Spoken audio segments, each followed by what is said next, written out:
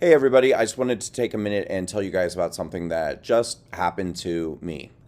For years now, I've been going to the same hair salon, having the same girl cut my hair. It's a hair salon in Omaha, Nebraska called Garbo's. They have about 4 or 5 locations around the city, and I would go to Garbo's Midtown, the Midtown location. Been going there for years, having the same girl cut my hair. She does an amazing job, and it's always been a really good experience. We've never had a problem. I'm a really big tipper. I often buy product, and I've always been a really great client. The last couple of times I needed to get my hair cut, my regular stylist was not available. And so Garbo's sent me to one of their other locations to have another stylist cut my hair, which was a guy. And as it turns out, the same guy cut my hair the last 2 times when my other stylist wasn't available. So, in the last conversation that I was having with this guy when he cut my hair the last time, he was asking me questions like, what do you do for a living? And I started talking to him about Walkaway and talking a little bit about politics. And we had what I believed was a really nice, reasonable conversation. He made it very clear that he identified as a liberal, that he considered himself a Democrat, and that he did not like Donald Trump.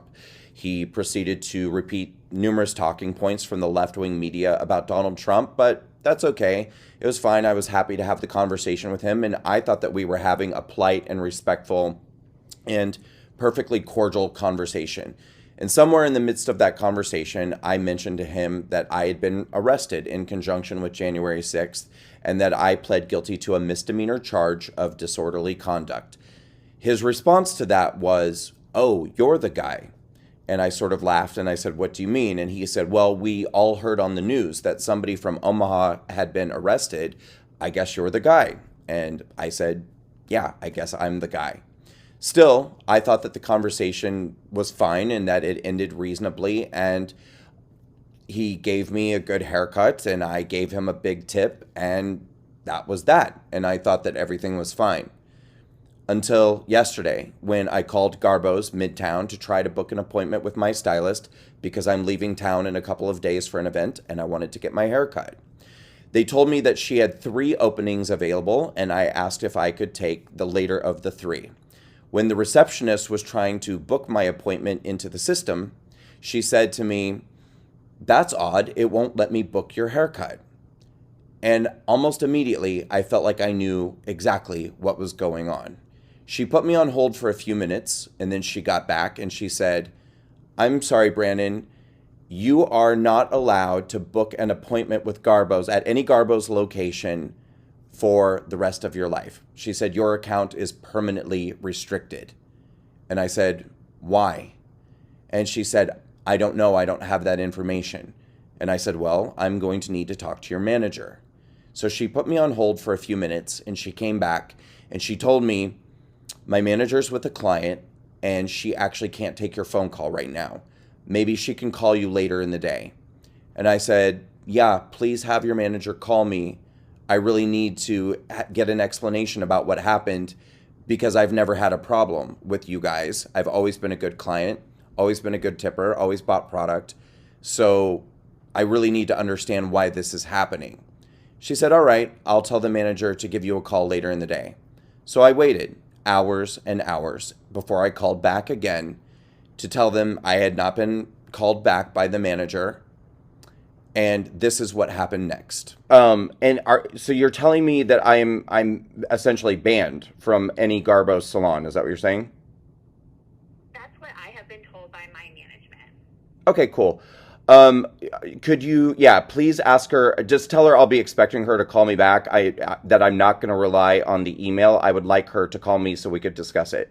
So usually, if a client is like fired from Garbo's, um, the manager, like the salon manager, has not really saying that. It's usually our owner, and that email is going to go directly to our owner.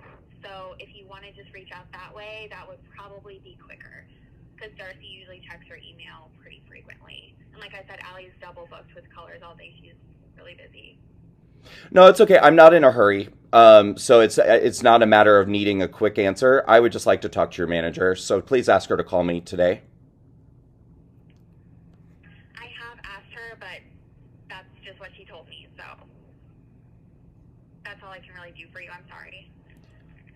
Okay, so is this? It sounds like you're telling me she's not going to call me. I'm pretty sure that since you are now like a banned client, that I don't think that you're on her priority list. I'm sorry. So I did email info@garbossalon.com, and needless to say, I didn't get a response, and I don't expect that I ever will. But I don't need to, because I know what's going on. We all know what's going on. And certainly, if you're somebody who's had the grave misfortune of being entangled into the government's narrative of January 6th, you know exactly what's going on. I think it's fair to say that the managers and stylists of Garbo's salons, their various locations, probably don't know the full criminal history of all of their clients. They don't know if they have clients who are convicted felons. They don't know if they have clients who have committed domestic violence or fraud or violent crimes of any kind, possibly even murder. Perhaps any of these stylists have convicted murderers as clients. How would they know? But the truth is, none of that really matters anyway, because they have no interest in a person's criminal history, unless that person was arrested in conjunction with January 6th. And in that case, it doesn't matter that, in my case, I never entered the building on January 6th. I didn't engage in any violence, any vandalism, any theft, or any destruction of any kind. I stood outside of the building for 8 minutes shooting a video, and I pled guilty to a misdemeanor charge, a Class B misdemeanor charge of disorderly conduct. But because that Class B misdemeanor charge is in conjunction with January 6th, it is now considered socially acceptable to ban me, to cancel me, or to prevent me from being able to receive goods and services like a normal member of society. If this shocks you, congratulations, you're normal. It should.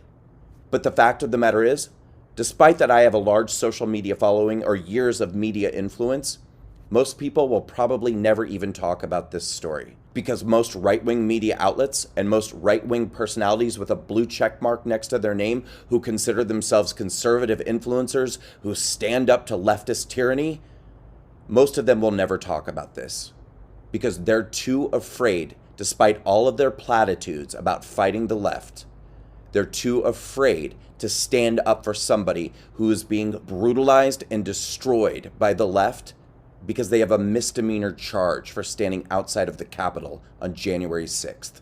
But they should care, and you should care. Everyone should care, because what's happening here is the normalization of social credit scores right here in the United States. When we get to a point in society where it is socially acceptable to prevent people from being able to send and receive money, from being able to have bank accounts or be on social media, from being able to get haircuts because of a 2.5-year-old misdemeanor charge, at that point, social credit scores aren't some fantasy ramification of some dystopian future. For me, social credit scores are already here. And perhaps you'll tell yourself, well, that's too bad for you, but you know what?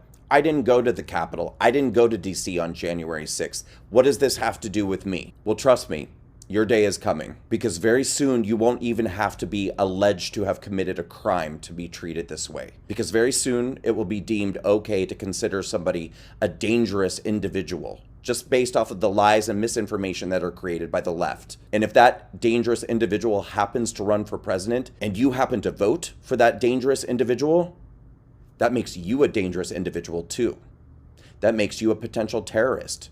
That makes you a potential threat. And that makes you unworthy of the social credit that makes it possible for you to send and receive money or have a bank account or be allowed to have a bank mortgage loan or a student loan. I was convicted of a Class B misdemeanor charge in conjunction with January 6th. And that means nobody will stand up for me. Nobody will speak out for me. Nobody will come to my defense. But your day is coming. And when it does, I hope there's somebody left to speak for you.